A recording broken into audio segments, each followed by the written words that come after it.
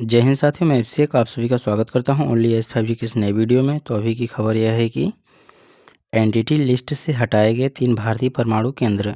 ठीक है, इसके बारे में आगे देखते हैं। अमेरिका ने बुधवार को 3 भारतीय परमाणु संस्थाओं को यूएस एंटिटी लिस्ट से 20 साल से लगे प्रतिबंध को हटा दिया है।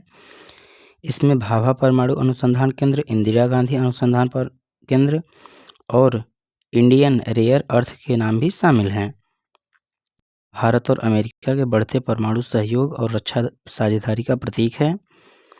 अमेरिका ने राष्ट्रीय सुरक्षा को लेकर चाइना की 11 संस्थाओं को प्रतिबंध की लिस्ट में जोड़ दिया है और इसकी पुष्टि BIS ने की है। ठीक है, यह फैसला अमेरिकी NSA जैक सुलिवन के 6 जनवरी के हुए भारत दौरे के बाद आया है, जो दिल्ली IIT में कहा कि अमेरिका उन नियमों को हटाएगा जो भारतीय परमाणु संस्थाओं और अमेरिकी कंपनियों के बीच सहयोग में बाधा डाल रहे हैं।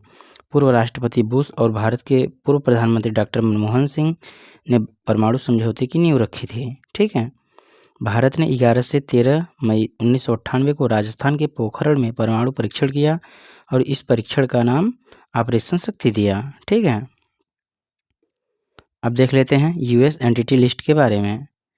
यूएस एंटिटी लिस्ट का उपयोग उस संगठन के साथ व्यापार को नियंत्रित करने के लिए किया जाता है जिसे अमेरिकी राष्ट्रीय सुरक्षा या विदेशी नीति के लिए जोखिमपूर्ण माना जाता है। ठीक है, और एंटिटी लिस्ट अमेरिकी वाणिज्य विभाग की ओर से जारी की जाती है। इसमें विदेशी व्यक्तियों और संगठन की संस्थाओं को शामिल किया जाता है। इस पर अमेरिका के निर्यात और टेक्नोलॉजी ट्रांसफर संबंधी नियम लगाए जाते हैं और इस सूची का मुख्य उद्देश्य अमेरिकी तकनीक, सेवाओं और उत्पादों के दुरुपयोग को रोकना और राष्ट्रीय सुरक्षा को बनाए रखना है। ठीक है, पहली भारत और सैन्य शक्ति और नागरिक परमाणु गतिविधि को अलग अलग रखेगा और दूसरी परमाणु तकनीक को सामग्री दिए जाने के बाद भारत के परमाणु केंद्र की निगरानी अंतर्राष्ट्रीय परमाणु ऊर्जा एजेंसी करेगी। ठीक है, अब देख लेते हैं परमाणु समझौते की पृष्ठभूमि के बारे में।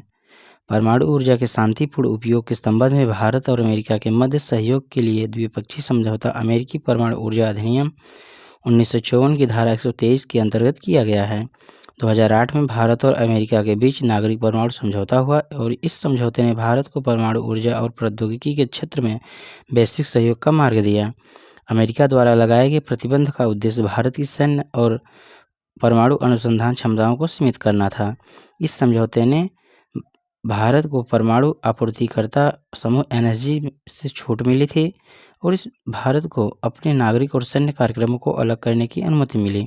1968 में हस्ताक्षर किए गए खोली गई यह संधि 1970 में लागू की गई और 11 मई 1995 को संधि को अनिश्चितकाल के लिए बढ़ा दिया गया और 5 परमाणु हथियार संपन्न देशों सहित कुल 191 देश इस संधि में शामिल हुए हैं। ठीक है, तो अब तक के लिए धन्यवाद। फिर मिलते हैं नेक्स्ट वीडियो में।